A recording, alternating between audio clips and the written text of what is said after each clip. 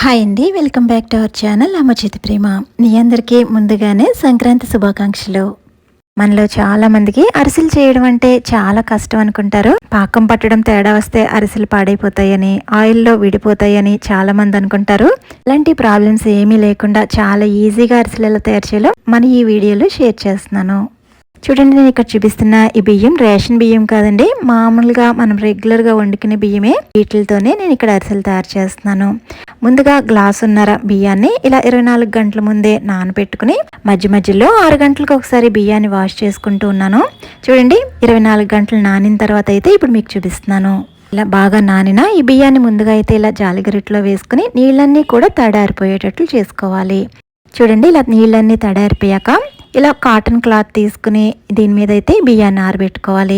ఇక్కడ చూపిస్తున్నట్టు ఇలా పల్చగా స్ప్రెడ్ చేసుకుంటూ ఒక అరగంట సేపు తడారితే సరిపోతుంది. మరీ ఎక్కువ ఆరిపోకూడదండి, వీటిలో తడి అయితే ఉండాలి. నేను ఇక్కడ అరగంట తర్వాత అయితే ఇక్కడ చూపిస్తున్నాను. చూడండి, చేతులకి ఈ విధంగా పట్టుకుంటే చేతులకి ఈ విధంగా తడి అన్నది తగులుతూ ఉండాలి. ఇప్పుడైతే ఈ బియ్యాన్ని ఒక ప్లేట్లో వేసేసుకుందాము. ఇప్పుడు ఒక మిక్సీ జార్ తీసుకుని ఇక్కడ చూపిస్తున్నట్టు మిక్సీ జార్లో సగం వరకు మాత్రమే బియ్యాన్ని వేసుకుంటూ మెత్తని పొడి కింద తయారు చేసుకోవాలి.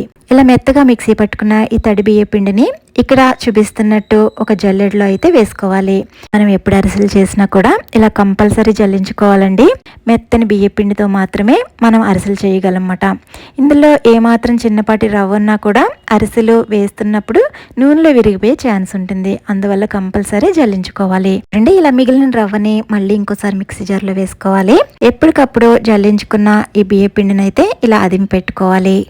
నేను పూర్తిగా అంత బియ్యాన్ని మిక్సీ పట్టుగా నాకు ఏమాత్రం అంత రవ్వ అయితే మిగిలింది. ఇప్పుడు దీన్ని పక్కన పెట్టేసుకుంటున్నాను. ఇలా మిక్సీ పట్టుకున్న ఈ తడి బియ్య పిండిని అయితే ఆరిపోకుండా ఇక్కడ చూపిస్తున్నట్టు ఇలా గట్టిగా నొక్కి పెట్టుకోవాలి. మిగతా ప్రాసెస్ చేసేలోపు పిండి ఆరిపోకుండా ఉంటుంది. అరిసెలకి ఎప్పుడు కూడా ఇక్కడ చూపిస్తున్నట్టు అచ్చు బెల్లాన్ని తీసుకుంటే అరిసెలు చక్కగా వస్తాయండి. ఇలా తీసుకున్న ఈ అచ్చు బెల్లాన్ని ముందుగా అయితే చిన్న చిన్న ముక్కల కింద చేసుకుందాము. చూడండి, నేను ఇక్కడ ఈ కప్పుతోనే బియ్యాన్ని కొలుచుకున్నాను. అదే కప్పుతో 1/2 కప్పు వరకు ఇక్కడ బెల్లాన్ని అయితే తీసుకుంటున్నాను. నేను బియ్యాన్ని 1.5 కప్పు వరకు తీసుకున్నాను కదా, 1/2 కప్పు వరకు మాత్రమే బెల్లాన్ని తీసుకుంటున్నాను. ఇప్పుడు స్టవ్ మీద ఇలా గిన్నె పెట్టుకుని మనం తీసుకునే 1/2 కప్పు బెల్లాన్ని వేసుకుని 1/2 కప్పు వరకు వాటర్ వేసుకుని బెల్లాన్ని అయితే ముందుగా కరిగించుకోవాలి. చూడండి, ఇలా బెల్లం పూర్తిగా కరిగిన తర్వాత ఇప్పుడైతే బెల్లాన్ని వడగట్టుకోవాలి. కంపల్సరీ బెల్లాన్ని అయితే వడగట్టుకోవాలండి. బెల్లంలో ఉండే సన్నపాటి ఇసుక లాంటివి పోవడం కోసం కంపల్సరీ వడగట్టుకోవాలండి.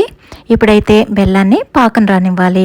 ఫ్లేమ్ని మీడియంలో పెట్టుకుని మధ్య మధ్యలో చెక్ చేసుకుంటూ పాకం అయితే ఉండపాకం రావాలండి.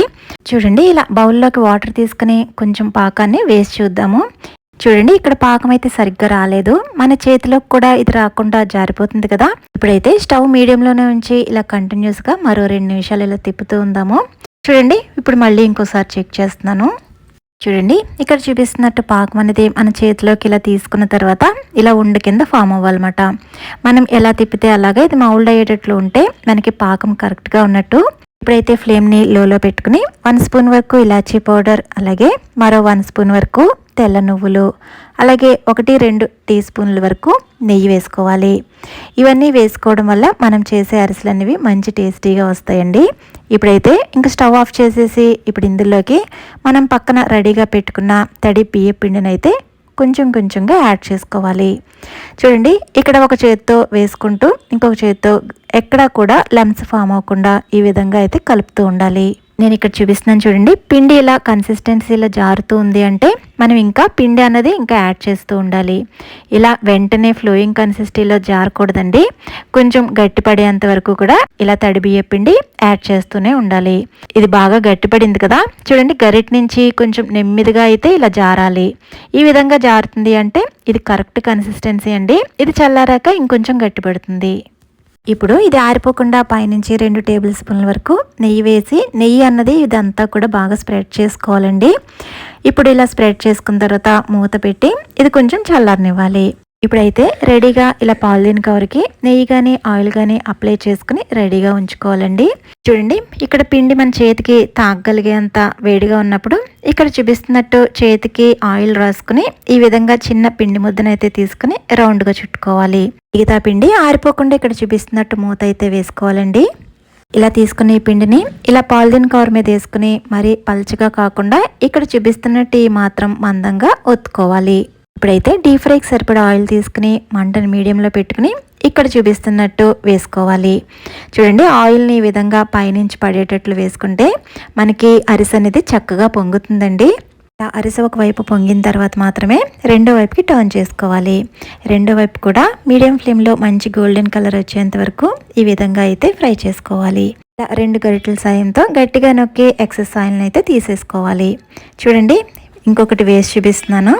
పూరీల్లో పొంగే ఈ అరిసెలను చూస్తుంటే తినేయాలనిపిస్తుంది కదా.